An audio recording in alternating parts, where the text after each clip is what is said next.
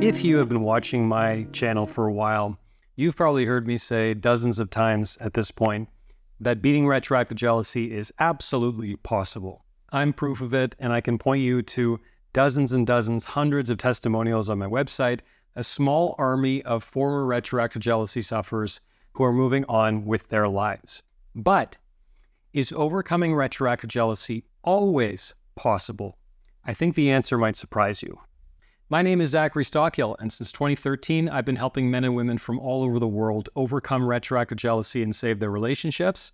If you'd like more information about my work, please visit my website at retroactivejealousy.com. You've probably heard me say many times, beating retroactive jealousy is possible, but is it always possible? To be blunt, the answer is no. It's not always possible to beat retroactive jealousy, depending on what your definition of beat is.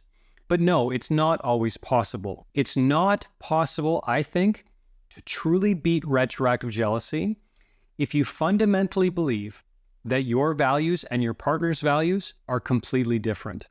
If you feel like your partner does not share your values fundamentally based on the events in their past, it's going to be very, very difficult, if not completely impossible, to beat retroactive jealousy. So basically, if your retroactive jealousy, i.e. your intrusive thoughts, your obsessive curiosity, your mental movies, your unease with your partner's past, is a product of fundamental questions about values, questions that you haven't answered for yourself, it's going to be just about impossible to beat retroactive jealousy. Now, that is not to say that it's all doom and gloom. Absolutely not.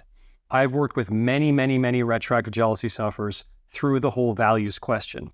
I've helped many people arrive at the answers that they need about their partner's values, making peace with their partner's past, realizing that their partner doesn't even share their own values that they had in the past.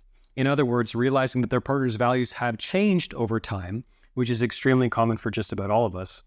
I've helped many, many, many people work through this issue, but I won't lie to you. Overcoming retroactive jealousy is a little bit more complicated, a little bit more difficult when you fundamentally have questions about your partner's values. Now, some people watching this channel, watching this video, will think, well, Zach, doesn't retroactive jealousy always involve questions about our partner's values? Questions, unease, uncertainty about who their partner was in the past? And the answer to that question, surprisingly, or maybe not surprisingly, but the answer is no. I work with many people, and I have worked with many people who are having the same intrusive thoughts, the same curiosity, the same mental movies, yet they know in their heart, without a shadow of a doubt, that fundamentally their partner shares their values. They have the same goals. They're moving forward in the same direction in life. They want to move forward in the same direction in life. And their past isn't some nasty deal breaker. It isn't a real issue. They just can't stop thinking about it. That's definitely one category of retroactive jealousy sufferers. But as you probably know, that's not the only category of retroactive jealousy sufferers. Many retroactive jealousy sufferers who are having the intrusive thoughts, the curiosity, the mental movies, the unease, have fundamental questions about their partner's past values. Maybe there is a 1 month or 6 month or 1 year or even a 5-year period in their partner's past that really fundamentally troubles them. They can't get past it. They can't imagine how this person that they're with now could have been that person in their past. It doesn't make sense to them. And I get it, because when we love someone, when we're committed to someone, when we're engaged in deep intimacy with someone, our vision of them is informed largely by the present and who they've been since they've been with us, obviously, because we can only know them based on how long we've known them, right? That's our experience of this person. And sometimes we learn more about a person. And again, there's a period in that person's past from often before we knew them that just doesn't make sense. We just can't square it, right? Now, I want to be clear. Sometimes this uncertainty, this doubt, this unease about a partner's past and your partner's values, sometimes it's genuine and sometimes it's not.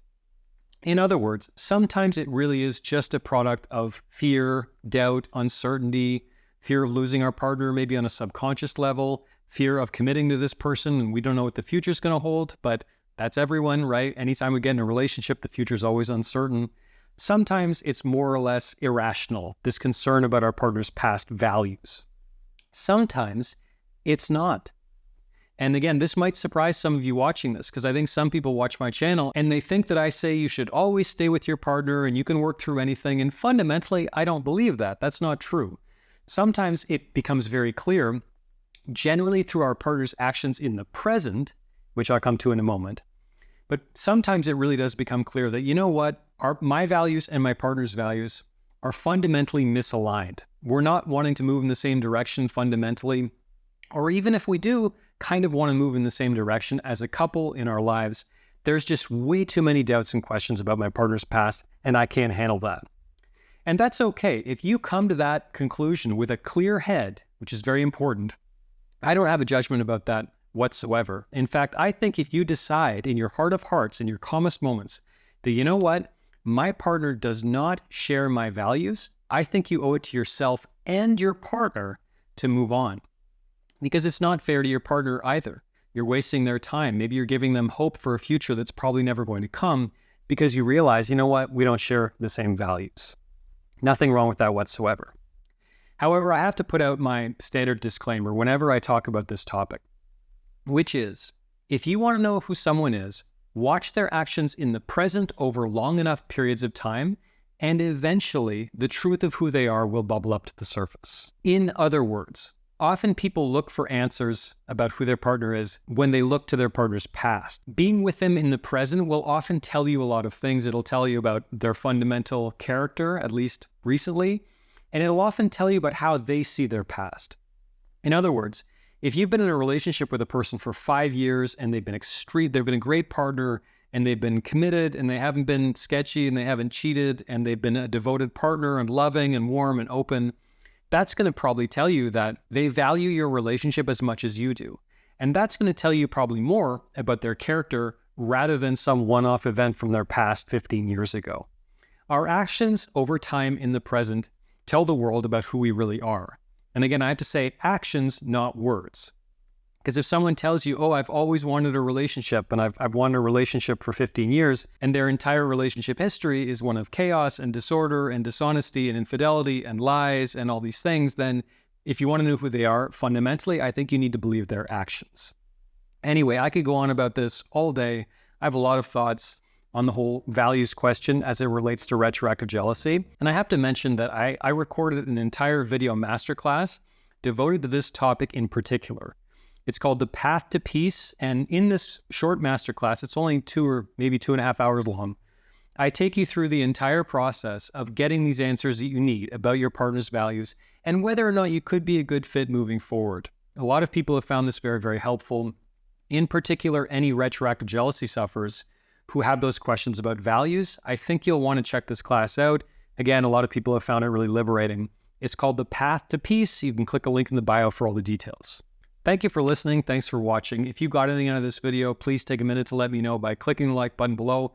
Please also comment, subscribe, share, all that YouTuber jargon, but it really does help the channel. So if you get a minute, do all that stuff, engage with this video. I appreciate it and it helps the channel. Thanks again for watching, and I'll talk to you soon.